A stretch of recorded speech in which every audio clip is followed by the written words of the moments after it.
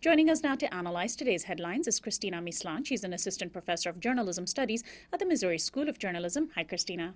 Hello, Sonali.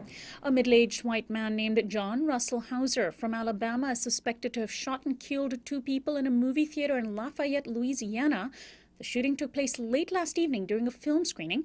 Mr. Hauser apparently began shooting at the two people in front of him and fired a total of 13 shots randomly into the theater.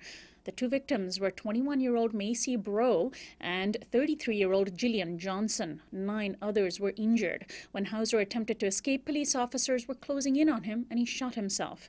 Meanwhile, hours before the shooting, President Obama, who's currently in Britain, gave an interview to the BBC's John Sopel, during which he said that his failure to pass gun control laws in the U.S. was one of his biggest regrets. Well, Cristina, another shooting by another white man, which the NRA will attempt to, of course, paint as a bad apple, and which has nothing to do in their mind with reducing the number of guns in the U.S. What are your thoughts on this shooting? Yeah, so let's look at a couple of numbers. In just 2014, there were about 32,000 deaths due to gun violence. That makes about 88 deaths per day. And the numbers vary just a little bit, but not by much. And so it really stands to question, President Obama should be worried and concerned. The U.S. government spends much of its time and money on securing the nation, as they would say, from so-called global terrorism. But what actually is having a bigger impact on Americans is state terrorism from the U.S. itself. And so that includes the inability to pass gun regulation on the government's part, but also, the other racially motivated murders that we have been confronting for some years now that are also often due to gun violence. And so what we're facing is this homegrown terrorism that is largely influenced by an elite group of people who run the country. And I see these these random white men as very much a part of this larger structural issue that we have. And the NRA is very much a part of that elite group, along with the militarized state police and politicians. For the first time since the U.S. began its bombing campaign on Syria, aimed mostly at the Islamic State, Turkey joined the fight today. Turkish warplanes targeted 3 areas in Syria this morning that it says were ISIS locations. The bombing campaign was apparently prompted by intelligence that ISIS was planning to target Turkey. At the same time, authorities arrested hundreds of people inside Turkey that it says are suspected militants. One Turkish soldier, Mehmet Yalcin Nain, was killed by ISIS fighters. His funeral was attended by grieving family members and has further hardened Turkish resolve. Turkey had been a reluctant member of the U.S.-led coalition against ISIS until now. Cristina, could this signal a dangerous widening of an already chaotic and violent regional war?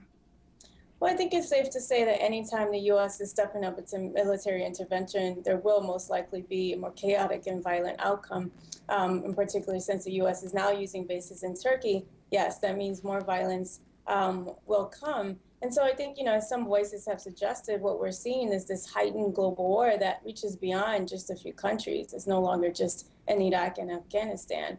And so more violence against ISIS will not make ISIS go away, right? History has shown us, especially anytime U.S. foreign policy is involved, is that the so-called enemy will always be replaced with another enemy.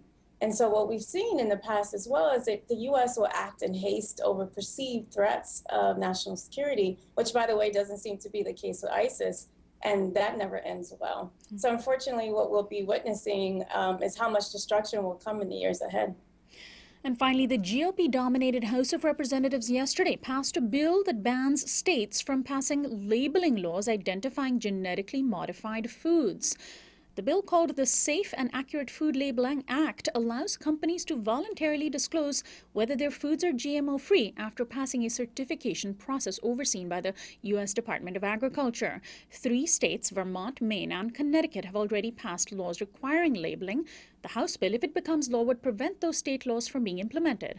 A recent survey found that 90% of Americans support labeling. Democratic Representative John Conyers, writing in an op-ed on CNN.com, denounced the bill. He called it, quote, a serious attack on transparency that presents a dubious one-size-fits-all approach to federal policymaking. Most importantly, it presents a potentially serious threat to our long-term health. Cristina, isn't it amazing that the GOP is all for states' rights, but only when it suits them?